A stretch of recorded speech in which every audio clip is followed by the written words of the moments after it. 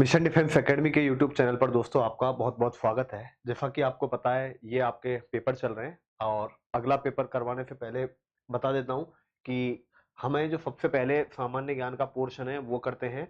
और जिन बच्चों ने अभी तक चैनल सब्सक्राइब नहीं किया है वो बच्चे एक बार चैनल सब्सक्राइब करें। और जो बच्चे मिलिट्री की तैयारी कर रहे हैं तो देखो इस चैनल को जरूर सब्सक्राइब करें, क्योंकि ये जो चैनल है आपके लिए केवल और केवल आर्मी के लिए डेडिकेटेड है, मिलिट्री के लिए डेडिकेटेड है। यहाँ पे आपका जो भी मैटर डाला जाता है आर्मी से ही संबंधित डाला जाता है। तो यदि आप आर्मी की तैयारी कर रहे हो तो ये चीज आपके लिए बहुत ज्यादा हेल्पफुल है। और ये आपको कब पता चलेगा? जब आप मेरी सारी वीडियो देख लेंगे और उसके बाद यदि आप एग्जाम देने जाओगे तो आपको बहुत अच्छे से ये चीज समझ में आ जाएगी। देखो बिना देर किए अब शुरू करते हैं। अमरनाथ की गुफाएं किस राज्य में है? उत्तर प्रदेश, आंध्र प्रदेश, हिमाचल प्रदेश, जम्मू कश्मीर। देखो अमरनाथ यात्रा होती है बेटा, हर वर्ष होती है। मैं थोड़ा सा इसके बारे में बता देता हूं बेटा, अमरनाथ जी के बारे में। तो अमरनाथ को देखो तीर्थों का तीर्थ कहा जाता है, ये तीर्थों का तीर्थ कहा जाता है इसे। और ये ध्यान रखना भगवान शिव को समर्पित, भगवान शिव को समर्पित है। यहां पे होता क्या है बेटा, कहा जाता है कि जो ये गुफाएं हैं इस गुफा में भगवान शिव ने मां पार्वती को अमृतत्व का रहस्य बताया था। और यह भी बताया जाता है कि यहां पर दो तोते थे, जिन्होंने दो कबूतर थे जिन्होंने यह रहस्य सुन लिया था। आज भी वो कबूतर वहां पे दिख जाते हैं कई बार। सबसे बड़ी बात क्या है, यहां पर क्या है कि बेटा प्राकृतिक शिवलिंग बनता है बर्फ का। क्या होता है? प्राकृतिक शिवलिंग बनता है,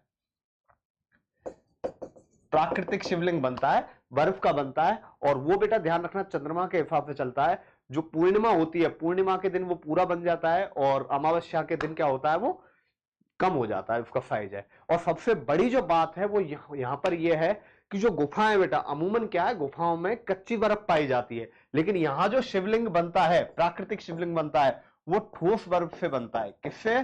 ठोस बर्फ से। तो ये बड़ी आश्चर्यजनक बात है वहां पर, क्योंकि गुफाओं में पाई जाती है वो कच्ची बर्फ पाई जाती है, ठीक है, लेकिन वहां जो शिवलिंग बनता है वो आपका ठोस बर्फ से बनता है।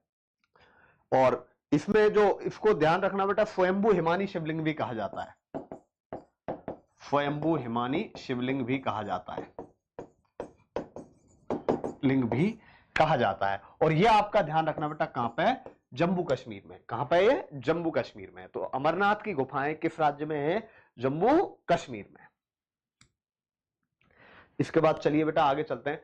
भाखड़ा नागल डैम कौन सी नदी पर है? देखो भाखड़ा नागल बांध के बारे में बता देता हूं बेटा, ये देश का दूसरा सबसे बड़ा, दूसरा सबसे ऊंचाई पर बना बांध है, दूसरा सबसे ऊंचा बांध है। जो पहला ऊंचा है वो है आपका, पहला जो ऊंचाई पे बना हुआ है वो है आपका बेटा टिहरी बांध, टिहरी बांध आपका टिहरी बांध है, जो कि कहां पे है बेटा? उत्तराखंड राज्य में है। कहां पे है वो? उत्तराखंड राज्य में, जो कि 856 फीट ऊंचाई पे है। और ये आपका जो है दूसरा सबसे बड़ा जो भाखड़ा नागल डैम है, ये आपका लगभग बेटा 740 फीट ऊंचा है। और ये ध्यान रखना भाखड़ा नागल डैम है वो आपका सतलज नदी पे। कौन सी नदी पे? सतलज नदी पे भाखड़ा बांध आपका। इसके बाद चलिए आगे चलते हैं बेटा, क्वेश्चन नंबर 3। मुगल वंश के अंतिम शासक कौन थे? देखो मुगल वंश की बात करें बेटा तो मुगल वंश है आपका, बाबर आया, बाबर के आने से शुरू होता है। तो ये भी आता है बेटा मुगल वंश की जो स्थापना है वो बाबर को जाता है श्रेय। किसने की? बाबर ने की। बाबर ने की थी जब पानीपत के प्रथम युद्ध में इन्होंने इब्राहिम लोदी को हराया था, तब मुगल वंश की स्थापना की थी। 1526 में हराया था, ध्यान रखना 1526 में पानीपत के प्रथम युद्ध में हराया और इन्होंने मुगल वंश की स्थापना की, बाबर ने। अब बात करें इस वंश का अंतिम राजा कौन था? देखो बात करते हैं बेटा सन 1857 की जो क्रांति हुई, 1857 की क्रांति है। तो क्रांतिकारियों ने क्या किया, जहां जहां उन्होंने जिस तरीके से क्रांति की थी वहां के बाद वो सब एकजुट होके दिल्ली पहुंच जाते हैं। और उस समय पर दिल्ली के जो राजा थे वो बहादुर शाह जफर थे। कौन थे? बहादुर शाह जफर। और उन्होंने कहा कि भाई अब आप क्या जो ये क्रांति है इसको नेतृत्व प्रदान कीजिए, क्योंकि आप जो दिल्ली के शासक हो आप ही हो, आपको हमने अपना नेता मान लिया है। लेकिन बहादुर शाह जफर बहुत ज्यादा उस समय बुजुर्ग थे, हालांकि उन्होंने इस क्रांति का बीड़ा उठाया और बाद में उनको पकड़ लिया गया और उसके बाद उनको रंगून की जेल में नजरबंद कर दिया गया था। तो मुगल वंश के जो अंतिम शासक हैं वो कौन है? आपके बहादुर शाह जफर। ये ध्यान रखना बेटा आपके प्रथम है, ठीक है, बाबर, ठीक है, बाबर। बाबर के बाद कौन आया? हुमायूं। हुमायूं के बाद अकबर आता है। भारतीय मानक समय ग्रीनविच समय से कितना आगे? देखो बेटा, ग्रीनविच समय एक स्टैंडर्ड टाइम माना है, जो कि कहां पे है? ग्रीनविच टाइम जो आपका है वो लंदन है। तो ग्रीनविच समय से कितना आगे? ध्यान रखना, 82.5 डिग्री आगे है। 82.5 डिग्री आगे है, और 82.5 डिग्री का मतलब है 5.5 घंटे आगे है। जो ग्रीनविच रेखा है वो इलाहाबाद के पास से गुजरती है, ये इलाहाबाद के पास से गुजरती है। ध्यान रखना, तो कितने घंटे आगे है ग्रीनविच रेखा से हमारा जो समय है, जो देशांतर है वो 82.5 डिग्री आगे। गोल गुंबद कहां स्थित है? देखो बेटा, गोल गुंबद की बात करें तो गोल गुंबद है, मैंने आपको पहले ही बताया था, ये आपकी बीजापुर में, और बीजापुर कहां पे है आपका? कर्नाटका में। तो ध्यान रखना, ये गोल गुंबद है वो आपकी कहां पे है? कर्नाटका में। रंगास्वामी कप किस खेल से संबंधित है? देखो, मैंने फुटबॉल से संबंधित बताए बेटा आपको, काफी कप बताए आपका, ठीक है, उनमें फेमस है, one of the famous fish Durand cup. Durand cup बताया था, आईएफए कप बताया था। खेलों से संबंधित वो वीडियो आप देख लेना, वहां पे मैंने बेटा सबसे संबंधित है वो आपको पूरी जानकारी है, वो विस्तृत जानकारी दी है। तो रंगास्वामी कप की बात करें, ध्यान रखना, रंगास्वामी कप हॉकी से संबंधित है। जो रंगास्वामी कप है वो किससे संबंधित है? हॉकी से संबंधित है। टिग्रिस नदी किस देश में बहती है? देखो बेटा, बात करते हैं टिग्रिस नदी कौन सी देश में बहती है। देखो, दक्षिणी पूर्वी तुर्की के पहाड़ों से निकलती है बेटा, पहाड़ों से निकलती है, और इराक से होती हुई फारस की खाड़ी में गिर जाती है। फारस की खाड़ी में गिर जाती है। तो ये कौन से देश से जाती है बेटा? इराक देश में बहती है। मेन कहां पे बहती है? इराक देश में मेनली है बहती है। कौन सी नदी की बात कर रहे हैं हम? टिग्रिस नदी की बात कर रहे हैं बेटा। इसके बाद चलिए आगे चलते हैं। क्वेश्चन नंबर, नीरज चोपड़ा निम्न में से किससे जुड़े हुए हैं? देखो बेटा, किससे? चुनाव आयोग, सूचना तकनीकी, मोटर खेल, या एनी ऑफ दीज? इनमें से कोई नहीं, नन ऑफ दीज आएगा बेटा यहां पे, नन ऑफ दीज, इनमें से कोई नहीं, नन ऑफ दीज आएगा। देखो, नीरज चोपड़ा की बात करें बेटा, अभी जो ओलंपिक हुए थे, टोक्यो ओलंपिक में, जुबलिन थ्रो में, जुबलिन थ्रो, जिसको हम कहते हैं बेटा भाला फेंक, भाला फेंक में इन्होंने वहां पे स्वर्ण पदक जीता बेटा। कौन सा पदक? स्वर्ण पदक जीता। ध्यान रखना, पहली बार जुबलिन थ्रो में किसी भारतीय द्वारा यह पहला पदक जीता गया था, जो आपका स्वर्ण पदक जीता था। तो किसने जीता था? ये नीरज चोपड़ा ने जीता था। इसके बाद पता है आपको, इनामों की बौछार हो गई थी, और ये इंडियन आर्मी से थे, और ये आपके भाला फेंक खेल से संबंधित है। ना चुनाव आयोग, ना तकनीकी, ना मोटर खेल, और इनमें से कोई नहीं। तो ये भाला फेंक से संबंधित है। इन्होंने ओलंपिक में स्वर्ण पदक अभी अभी भारत को दिलाया था। तो इंपॉर्टेंट है एग्जाम के दृष्टिकोण से और करंट के दृष्टिकोण से भी। ठीक है, ओलंपिक कौन से बेटा? 2020, वैसे ये हुए 2021 में। और कौन से? Tokyo, Tokyo Olympic. इसके बाद चलिए आगे चलते हैं। शकुंतलम यह किताब किसने लिखी? देखो, प्रसिद्ध किताबों की बात करें बेटा, तो सूरदास जी की प्रसिद्ध किताब है सूर सागर। इन्होंने बहुत सारी पुस्तकें लिखी कालिदास जी ने, जिनमें से एक प्रसिद्ध है शकुंतलम। ठीक है, तो ये किताब किसने लिखी है? कालिदास जी ने लिखी है। विष्णु शर्मा की बात करें हम, तो विष्णु शर्मा ने कौन सी किताब लिखी है बेटा? पंचतंत्र किताब लिखी है। इनकी जो प्रसिद्ध पुस्तक है वो कौन सी? आपकी पंचतंत्र है, विष्णु शर्मा जी की। कई बार क्वेश्चन आता है बेटा कि पंचतंत्र किसने लिखी है, तो पंचतंत्र आपकी किसने लिखी है? विष्णु शर्मा ने। इसके बाद चलिए आगे चलते हैं। कालिदास जी की मेघदूतम भी है बेटा, बहुत सारी पुस्तक है। 10 डाउनिंग स्ट्रीट किस राज्य के प्रधानमंत्री का निवास स्थान है? जापान, अमेरिका, यूके, इनमें से कोई नहीं। ध्यान रखना, 10 डाउनिंग स्ट्रीट ये आपकी बेटा यूनाइटेड किंगडम के प्रधानमंत्री का आवास है, जो लंदन में है। और ध्यान रखना है, उस एरिया में ये सबसे बड़ी इमारत है। तो ये किसका है बेटा? यूके में है, और वहां का जो प्रधानमंत्री है इस जगह पर रहता है। इसके बाद चलिए आगे चलते हैं। अंतरिक्ष में यान भेजने वाला पहला देश कौन सा था? देखो, मैं कई बार आपको बता चुका हूं, ये क्वेश्चन बार बार आया हुआ है। सबसे जो पहले विमान भेजा था वो सोवियत संघ ने भेजा था। सोवियत संघ था उस टाइम, ठीक है। या आज की बात करें तो रूस।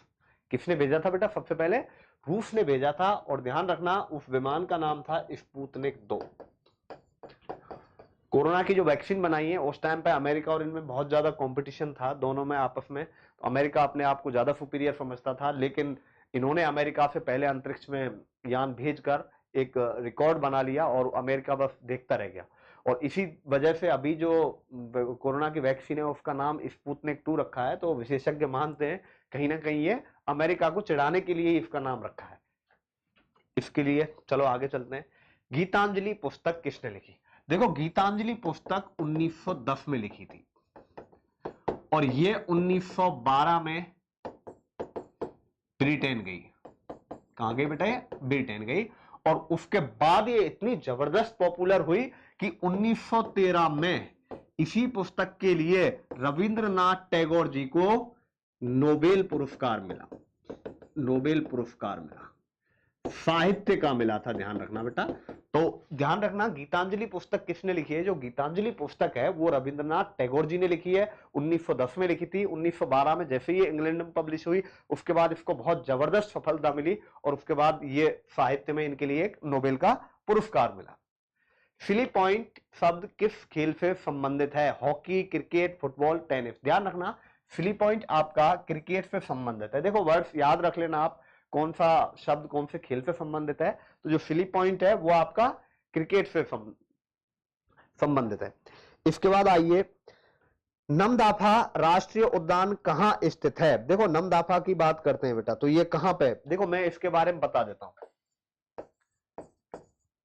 पूर्वी हिमालय का, ध्यान रखना, ये आपका पूर्वी हिमालय का जैव विविधता का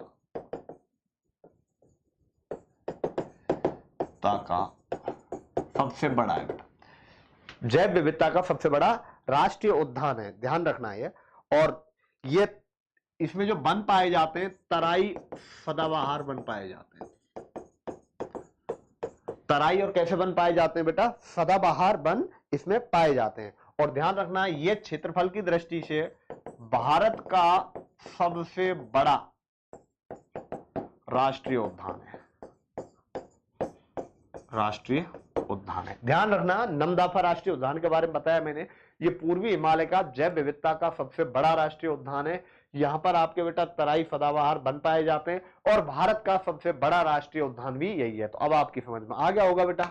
बात की है पूर्वी हिमालय की, तो इसका मतलब ये कहां पर है? अरुणाचल प्रदेश में। और ध्यान रखना असम में आपका काजीरंगा है, काजीरंगा है, ठीक है ना। बहुत सारे हैं, देखो उड़ीसा में भी है, मध्य प्रदेश में भी है। यहाँ नमदाफा की बात करें तो नमदाफा राष्ट्रीय उद्यान कहां पे है आपका? आपका ये अरुणाचल प्रदेश में। इसके बाद चलिए आगे चलते हैं।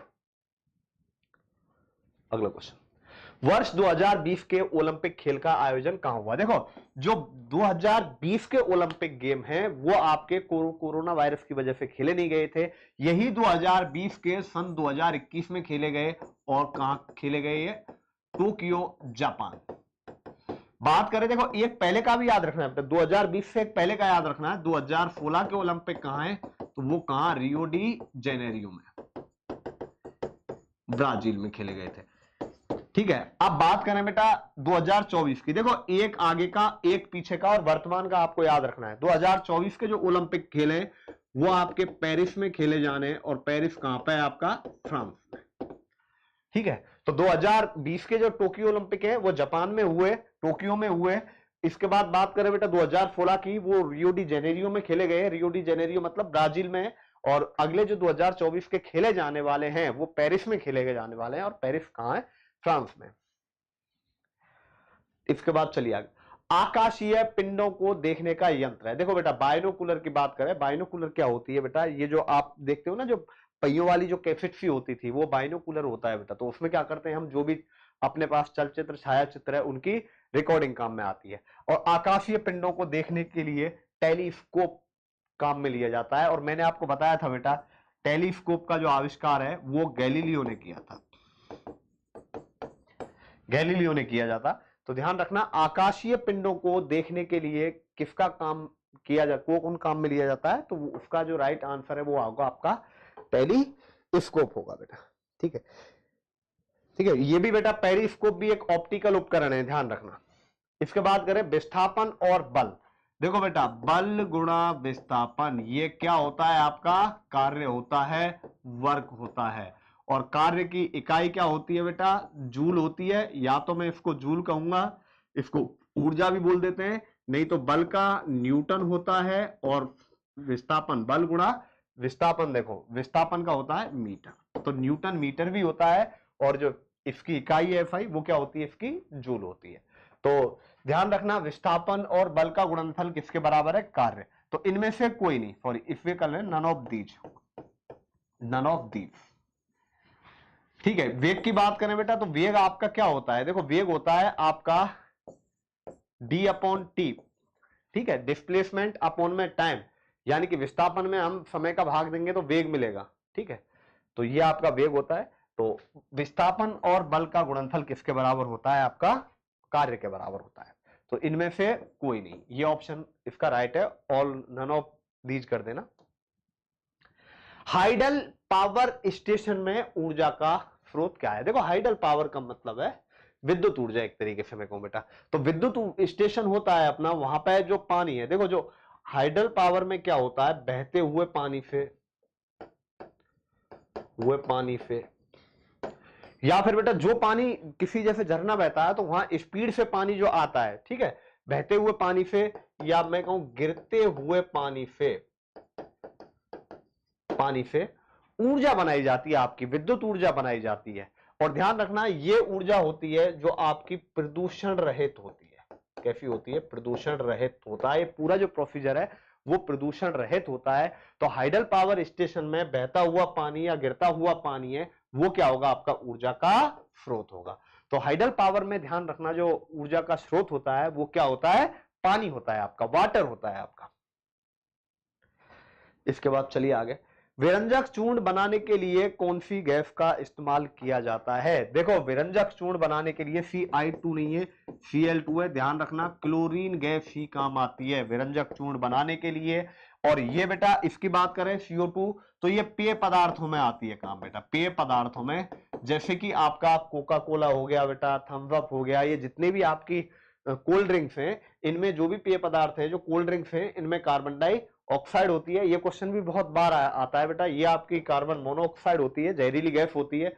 इसके बारे में पहले आपको बता दिया था। ठीक है, तो विरंजक चूर्ण बनाने के लिए, देखो ब्लीचिंग पाउडर बनाने के लिए कौन सी गैस काम में आती है, आपकी Cl2 गैस काम में आती है, क्लोरीन गैस काम में आती है। इसके बाद चलिए आयोडीन की कमी से कौन सा रोग होता है। देखो बेटा रिकेट्स की बात करें, विटामिन डी की कमी से होने वाला रोग है, विटामिन डी की कमी से। बेरी बेरी आपका बेटा विटामिन बी की कमी से होने वाला रोग है। गोइटर या इसको घेंगा रोग भी बोलते हैं बेटा, गोइटर या इसको कौन सा रोग बोलते हैं, घेंगा रोग भी बोलते हैं। ये ध्यान रखना आयोडीन की कमी से होता है। इसमें क्या होता है बेटा, गले में सूजन आ जाती है। गले में सूजन इसलिए आ जाती है क्योंकि थायराइड ग्रंथि है अपनी, जो थायराइड ग्रंथि है वो क्या होती है, सूज जाती है। तो इस वजह से क्या है कि बेटा यहाँ पे गले में सूजन आ जाती है, गला सूज जाता है, थायराइड ग्रंथि में सूजन की वजह से गला फूल जाता है आपका, गला फूल जाता है। ठीक है, थायराइड ग्रंथि में सूजन की वजह से गला फूल जाता है, और ये आयोडीन की कमी से होने वाला रोग है। इसके बाद चलिए आगे चलते हैं, बेरी बेरी की बीमारी किसकी कमी के कारण होती है। देखो बेटा बेरी बेरी अभी आया था, विटामिन ए की कमी से आपके कौन सा रोग होता है, रतौंधी। विटामिन बी की कमी से बेरी बेरी, विटामिन सी की कमी से आपका स्कर्वी, विटामिन डी की कमी से आपका रिकेट्स, और एक और है बेटा विटामिन ई की कमी से नपुंसकता। कौन सा, नपुंसकता। देख लो एक बार, विटामिन ए की कमी से रतौंधी, विटामिन बी की कमी से बेरी बेरी, सी की कमी से स्कर्वी, और डी की कमी से क्या होता है, रिकेट्स, और विटामिन ई की कमी से क्या होता है, नपुंसकता। तो बेरी बेरी किसकी कमी से होता है, आपका विटामिन बी की कमी से। निम्नलिखित में सबसे अधिक प्रोटीन किसमें पाई जाती है। देखो बेटा प्रोटीन, मूंगफली की बात करें तो देखो मूंगफली में लगभग बेटा 24-25%, 24 या 25%, मैं बताऊं लगभग, मैं राउंड फिगर में ही ले रहा हूं बेटा, लगभग मूंगफली में 25% आपकी जो वो है प्रोटीन है वो पाई जाती है। अब बेटा अंडे की बात करें, देखो मूंगफली को बेटा ध्यान रखना, इसीलिए इसको गरीबों का बादाम कहा जाता है, गरीबों का बादाम कहा जाता है, क्योंकि मूंगफली में जो प्रोटीन है वो अच्छी मात्रा में पाई जाती है, इसीलिए इसको गरीबों का बादाम कहा जाता है। इसके बाद बात करते हैं बेटा आपका ऑप्शन नंबर दूसरा, अंडा। अंडे की बात करें तो अंडे में भी लगभग बेटा 15% के आसपास पाया जाता है, दूध में इतना नहीं पाया जाता, दूध में लगभग 1 लीटर में आपका 20-25 ग्राम ही पाया जाता है। दाल की बात करें तो बेटा देखो, चने की दाल में आपका 25% है, मूंग की दाल में आपका 24% है, लेकिन बात करें बेटा सोयाबीन की दाल में तो ये 35% से 40% तक पाया जाता है। तो सबसे अधिक कहां पाया जा रहा है, ध्यान रखना, जो प्रोटीन का सबसे अच्छा स्रोत है वो आपकी कौन सी है, दाल है। और दालों में भी सबसे ज्यादा कौन सा है बेटा, सोयाबीन का दाल है, चने की दाल है, मूंग की दाल है, तो ये दाल है, इनमें सबसे अधिक प्रोटीन पाया जाता है। तो प्रोटीन का सबसे अच्छा सोर्स माना जाता है आपका दाल है। पैर और मुंह की बीमारी किसको होती है, देखो बेटा एक बीमारी होती है पैर और मुंह की बीमारी। इस बीमारी में देखो होता क्या है, इसको हम खुरपका रोग भी कहते हैं, खुरपका रोग भी कहते हैं। इसमें होता क्या है कि बेटा आपका जैसे मुंह से कोई भी जानवर है, मुंह से लार आती है बहुत ज्यादा, मुंह से क्या आती है, लार आती है, ध्यान रखना। पैर मुंह से क्या आती है, इसमें लार आती है, ठीक है, बहुत ज्यादा। और जीभ और तलवों में छाले हो जाते हैं, तलवों में छाले हो जाते हैं। और इसके अलावा बेटा क्या होता है इसमें, जो खुर हैं, खुर अब समझ गए होंगे बेटा, खुर किसके होते हैं, जानवरों के, खुर पक जाते हैं।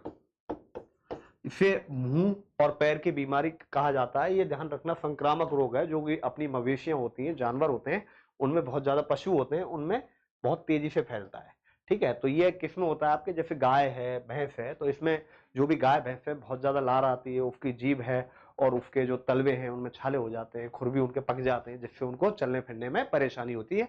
कई बार ये इन जानवरों की मौत का कारण भी होते हैं।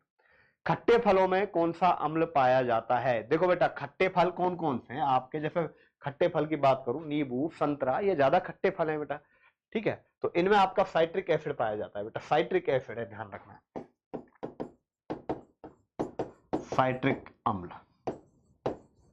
ठीक है। आपका नींबू हो गया, संतरा हो गया, जो भी खट्टे फल है, एसिटिक अम्ल भी हालांकि ध्यान रखना बेटा फलों में ही पाया जाता है, लेकिन यहां खट्टे फलों की बात कर रहे हैं, तो खट्टे फलों में आपका कौन सा अम्ल पाया जाता है, साइट्रिक अम्ल पाया जाता है। इसके बाद चलिए आगे चलते हैं। व्हेल है एक, देखो ब्लू व्हेल बेटा अब तक पृथ्वी पर सबसे बड़ा जीव है, सबसे बड़ा जीव है। कहा जाता है कि बेटा ये 30 हाथियों के बराबर होता है, 30 हाथियों के बराबर होता है। और ये एक ध्यान रखना बेटा समुद्री स्तनपायी जीव है, समुद्री स्तनपायी जीव है। ध्यान रखना पृथ्वी पर अब तक का जो पाए जाने वाला सबसे बड़ा जानवर है, वो सबसे बड़ा जीव है, वो आपकी ब्लू व्हेल मछली है, जो कि पानी में पाई जाती है, और पानी में भी क्या बेटा समुद्र में पाई जाती है। तो ध्यान रखना ये एक समुद्री स्तनपायी है, ठीक है। इसके बाद चलिए आगे चलते हैं। निम्नलिखित में से कौन सा, देखो इसमें बता देता हूं बेटा, एम्फीबियन मेंढक, जो आपके देखो एम्फीबियन कौन है, मेंढक है, इसका सबसे अच्छा है। ऐसे जीव जो पानी में भी रह ले, और आपके बेटा बता देता हूं इनके बारे में, जल और थल दोनों जगह रहते हैं, वो आपके एम्फीबियन होते हैं, ठीक है। इसके बाद बात करें बेटा रेप्टाइल, जो रेंग कर चलते हैं, जो रेंग कर चलते हैं, जैसे मगरमच्छ है, सांप है, ठीक है, जो भी रेंग के चलते हैं जानवर, वो आपके रेप्टाइल वर्ग में आते हैं। निम्नलिखित में से कौन सा मिश्रण का उदाहरण है, देखो बेटा जब कोई भी दो तत्व, देखो तत्व क्या होता है, जिसमें एक ही प्रकार के अणु होते हैं, और जब दो तत्व रासायनिक क्रिया करके कोई तीसरा तत्व, कोई मतलब तीसरा उत्पाद बनाते हैं, उसको यौगिक बोलते हैं बेटा। तो यहां पे देखो बेटा बात करें मिश्रण की, बात करें मिश्रण का आप मतलब समझ रहे होंगे, जिसमें बहुत कुछ मिक्सचर हो। जैसे बात करें बेटा कार्बन डाइऑक्साइड, CO2 है, पानी है आपका H2O है, ठीक है, फिर चीनी है। तो ध्यान रखना ये आपके बेटा यौगिक है, ये आपके क्या है, यौगिक है। लेकिन हवा आपका मिक्सचर है, हवा में बहुत सारी गैसें होती हैं बेटा, बहुत कुछ मिक्स होता है, हवा में बहुत सारी गैसें मिली हुई होती हैं। और ध्यान रखना इसीलिए आपका जो हवा है वो क्या कहलाता है, मिक्सचर की कैटेगरी में आता है। इसके बाद चलिए आगे, किसी तत्व के समस्थानिक में क्या अंतर होता है, देखो बेटा किसी तत्व के समस्थानिक में ध्यान रखना बेटा प्रोटॉन तो बराबर होते हैं, लेकिन न्यूट्रॉन कैसे होते हैं? अलग अलग होते हैं। न्यूट्रॉन अलग अलग होते हैं। तो बेटा क्या अंतर होता है? न्यूट्रॉनों का अंतर होता है किसी भी तत्व में जो न्यूट्रॉनों की संख्या होती है वो कैसी होती है? अलग अलग होती है। जो समस्थानिक होते हैं उनमें प्रोटॉनों की संख्या बराबर होती है। कार्बन का सबसे शुद्ध रूप, देखो कार्बन का 100% शुद्ध रूप है वो आपका हीरा होता है। ध्यान रखना, ये कई बार क्वेश्चन आता है। और ये सबसे ठोस पदार्थ भी माना जाता है हीरा। सबसे ठोस पदार्थ भी माना जाता है, वो क्या होता है? हीरा होता है सबसे ठोस पदार्थ। इसके बाद चलिए आगे। विटामिन सी की कमी, विटामिन सी का रासायनिक नाम है, देखो लैक्टिक अम्ल, एस्कॉर्बिक अम्ल, एसिटिक अम्ल। मैंने बताया था बेटा अभी, ऐसी जो लैक्टिक अम्ल है ये दूध में होता है बेसिकली, ठीक है। लैक्टिक अम्ल क्या होता है बेटा? दूध में पाए जाने वाला एक अम्ल है। यदि हम बात करें बेटा लैक्टिक अम्ल की, एसिटिक अम्ल का मैंने अभी बताया था ये फलों में पाया जाता है। एस्कॉर्बिक अम्ल को विटामिन बी कहा जाता है। एस्कॉर्बिक अम्ल को विटामिन बी कहा जाता है। इसका जो रासायनिक नाम है वो एस्कॉर्बिक अम्ल है विटामिन सी का। ध्यान रखना, विटामिन सी का जो रासायनिक नाम है वो आपका क्या है? एस्कॉर्बिक अम्ल। इसके बाद चलिए बेटा आगे चलते हैं। फीताकृमि किस क्लास में आता है? तो ध्यान रखना, जो फीताकृमि है आपका वो शिस्टोरा क्लास में आता है बेटा। कौन सी क्लास में आता है? शिस्टोरा क्लास में आता है। अब देखो इसके बाद आते हैं बेटा मैथमेटिक्स पे। जो ये दिया गया है इनमें बताना है हमें 8 का स्थानीय मान क्या है। देखो 8 का स्थानीय मान क्या है बेटा? स्थानीय मान और जातीय मान का मतलब समझो। जैसे इसकी बात करूं बेटा, यहां पे मैं एक तरफ जातीय मान लिखूंगा, देखो नीचे लिखूंगा जातीय मान और ऊपर लिखूंगा बेटा स्थानीय मान।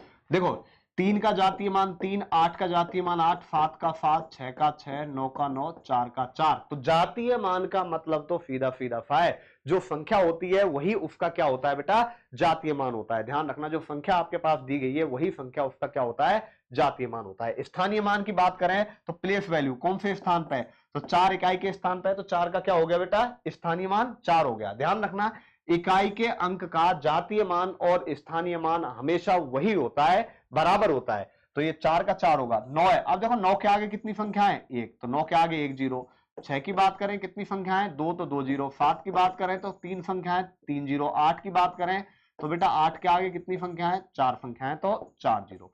तो ये इसका क्या होगा? स्थानीय मान। ध्यान रखना है, स्थानीय मान और जातीय मानों में यही अंतर है। स्थानीय मान का मतलब है कि जो संख्या है आपकी वो इकाई के स्थान पर है, दहाई, सैकड़ा, हजार, 10,000, लाख, 10 लाख, करोड़, 10 करोड़, ऐसे ही आपका बताना है। तो सीधा सा तरीका है बेटा, इस संख्या के आगे जितने जीरो आ जाएंगे वही उसका क्या हो जाएगा? स्थानीय मान हो जाएगा। इसके बाद देखिए बेटा ये सॉल्व करते हैं। 15 का स्क्वायर, देखो 15 का स्क्वायर 225 प्लस 12 का स्क्वायर 144 माइनस 8। अब एक बार जोड़ो बेटा, 5 और 4 9 आ गया, ये 4 और 2 6 आ गया, और 2 और 1 3 आ गया, माइनस 8। 369 माइनस 8 361। और ये 361 किसका वर्गमूल है? 19 का वर्गमूल है। तो बेटा आप ध्यान रखना 30 तक डायरेक्ट वर्ग याद रखना, क्योंकि आप एक बार यदि 30 तक वर्ग याद कर लोगे तो आपको बेटा आगे क्वेश्चन सॉल्व करने में बिल्कुल भी दिक्कत नहीं आएगी। क्योंकि बहुत सारे क्वेश्चन ऐसे होते हैं जहां पे आपको कैलकुलेशन करनी होती है। यदि आप 30 तक याद कर लेते हो डायरेक्ट तो आपको इतनी ज्यादा दिक्कत नहीं आएगी। इसके बाद चलिए आगे चलते हैं। किसी शहर की जनसंख्या प्रतिवर्ष 20% की दर से कम होती है यदि शहर की वर्तमान जनसंख्या 2,56,000 है, तो 3 वर्ष पूर्व शहर की जनसंख्या थी। तो देखो इसको करने का एक तरीका तो यह है कि शहर की 3 वर्ष पूर्व ज्ञात करनी है। देखो यहां पर शहर की वर्तमान जनसंख्या दी है, वर्तमान जनसंख्या दी है, हमें उल्टा जाना है। देखो पहले इधर देखो, मान लो 3 साल पहले, बेटा मैं मेथड से बता रहा हूं, 3 साल पहले 100 कम हो रही है, तो 2 साल पहले 20% कम किया 80।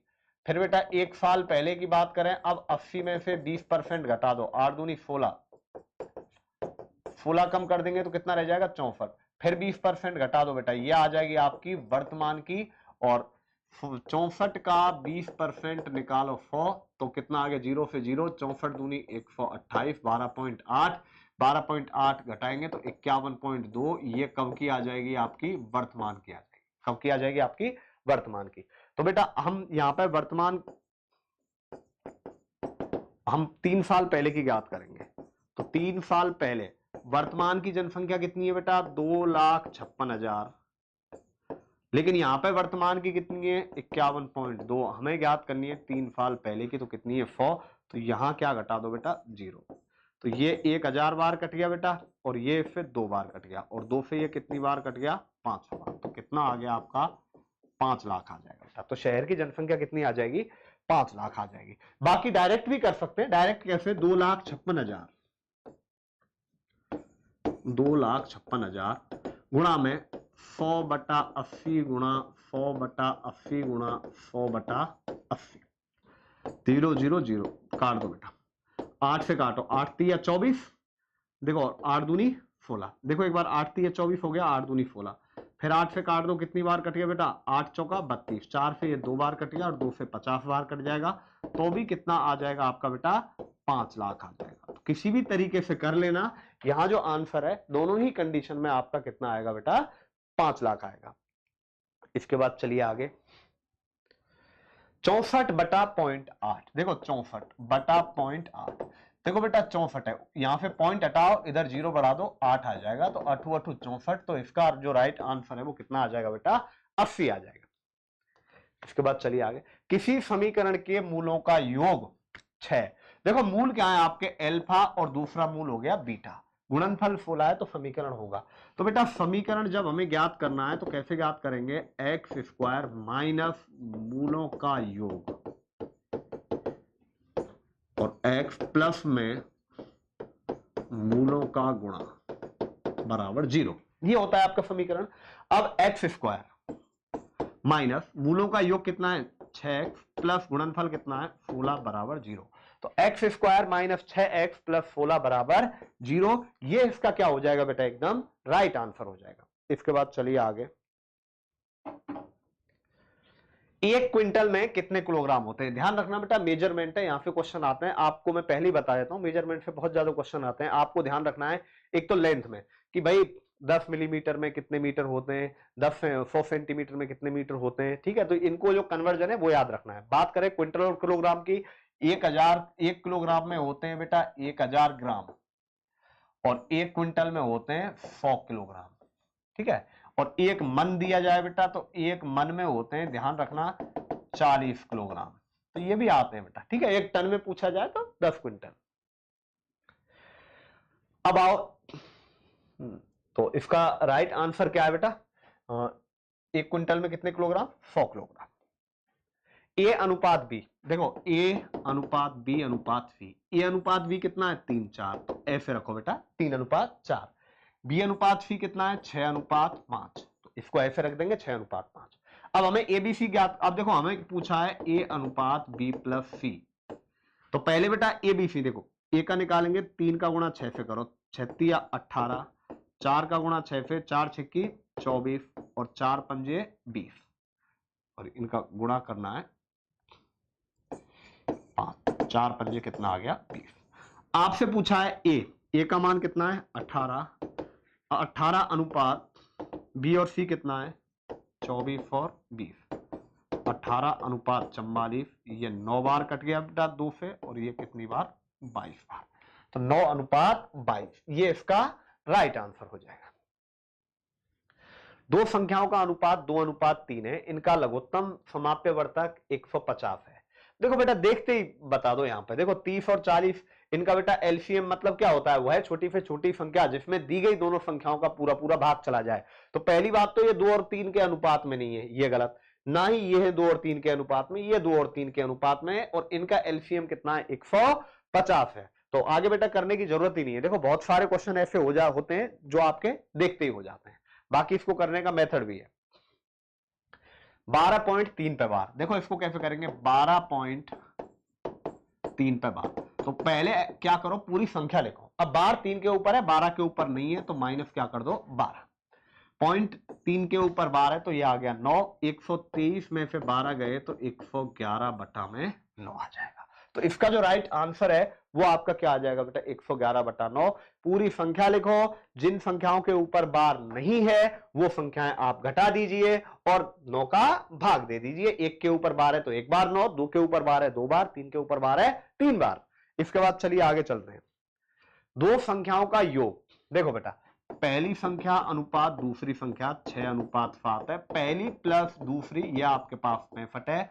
आपसे पूछा है बड़ी संख्या, तो देखो बेटा सीधा वैल्यू सिस्टम लगाओ, दोनों का योग कितना है 65, लेकिन यहां देखो दोनों का योग कितना है 13। बड़ी संख्या ज्ञात करनी है तो बड़ी कितनी है 7, 13 से 5 बार और 5 7 35, तो इसका जो राइट आंसर है वो क्या आ जाएगा 35 आ जाएगा। यदि पूछे छोटी संख्या क्या है तो बेटा छोटी संख्या के लिए गुणा 6 का हो जाएगा, वो 6 पंजे 30 आ जाएगी। यदि x अनुपात y 4:5 है तो 2x प्लस 3y माइनस 10 किसके बराबर होगा। x की जगह 4 रखो, y की जगह 5 रखो, तो 2 गुणा x की जगह 4 रखो प्लस 3 y की जगह 5 रखो माइनस 10 ज्ञात करना है। 4 दूनी 8 प्लस 5 दिया 15 माइनस 10 23 माइनस 10 कितना आ जाएगा बेटा 13 आ जाएगा। तो इसका जो राइट आंसर है वो कितना आ जाएगा 13 आ जाएगा। सिंपली x और y का अनुपात दिया है, x और y का मान आप जो समीकरण दिया गया है उसमें आप रख दीजिए। इसके बाद चलिए आगे बेटा, यदि tan स्क्वायर 45 बराबर, हमें बताना है 1 प्लस tan स्क्वायर 45, तो देखो 1 प्लस tan स्क्वायर 45 बताना है, तो tan 45 का 1 प्लस tan 45 का मान कितना होगा बताओ। tan 45 का मान 1 है, तो 1 प्लस 1 क्या हो जाएगा 2 हो जाएगा। तो इसका जो राइट आंसर है वो क्या हो जाएगा 2 हो जाएगा। इसके बाद आइए अगला, कोण समद्विभाजकों का प्रतिच्छेदन बिंदु कहलाता है। देखो कोण समद्विभाजकों का प्रतिच्छेदन बिंदु कहलाता है। देखो लंब केंद्र की बात करें तो ये लंबों का प्रतिच्छेदन बिंदु है, लंबों का प्रतिच्छेदन बिंदु लंब केंद्र।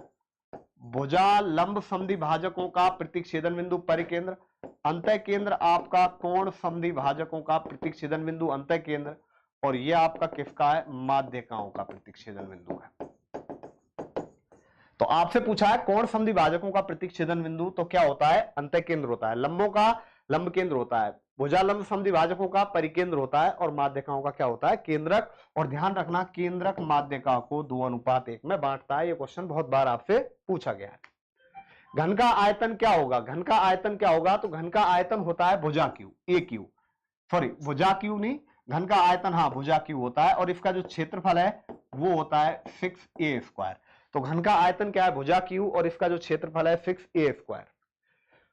दो पूरक कोणों का अंतर, अच्छा ये क्वेश्चन कंप्लीट नहीं है, इसमें थोड़ी सी मिस्टेक है, मैं आपको बता देता हूं। दो पूरक कोणों का अंतर 18 है, तो बड़े कोण की माप ज्ञात करनी है। तो देखो मान देखो बेटा दो पूरक कोण है, θ1 प्लस θ2 कितना होता है 90, दो पूरक कोणों का योगफल।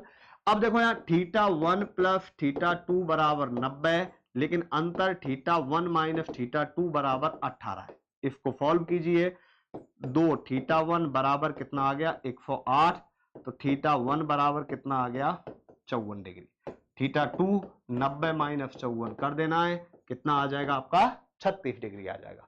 तो आपसे पूछा है बड़े कोण की माप, तो बड़े कोण की माप आपकी 54 डिग्री हो जाएगी।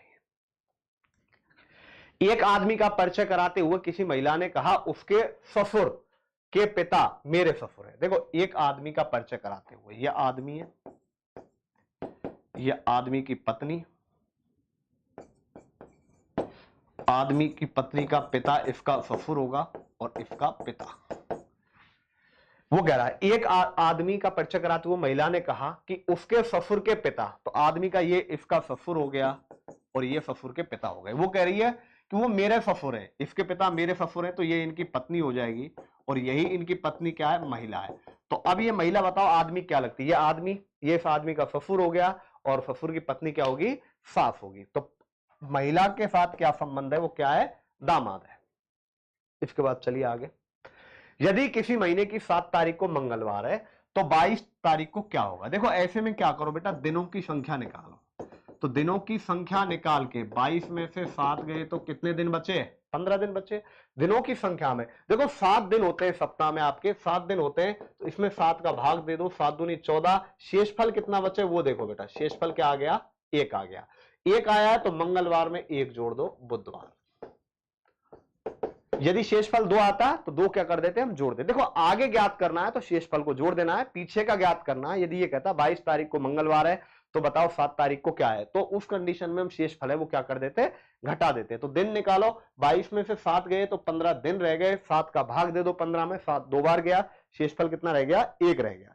इसके बाद चलिए आगे, कोई व्यक्ति 2 किलोमीटर पूर्व की ओर जाता है, 2 किलोमीटर पूर्व की ओर जाता है, पुनः बाईं ओर मुड़कर 2 किलोमीटर चलता है, तो बाईं ओर मुड़कर 2 किलोमीटर चला, फिर पुनः बाईं ओर मुड़कर 2 किलोमीटर चला है, फिर पुनः बाईं ओर मुड़कर 2 किलोमीटर चला।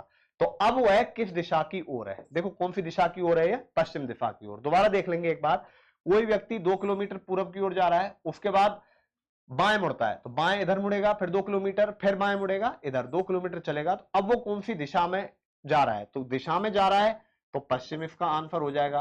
और प्रारंभिक स्थान से पूछे कौन सी दिशा में, तो बेटा प्रारंभिक स्थान से पूछे तो ये उत्तर दिशा की तरफ होएगा।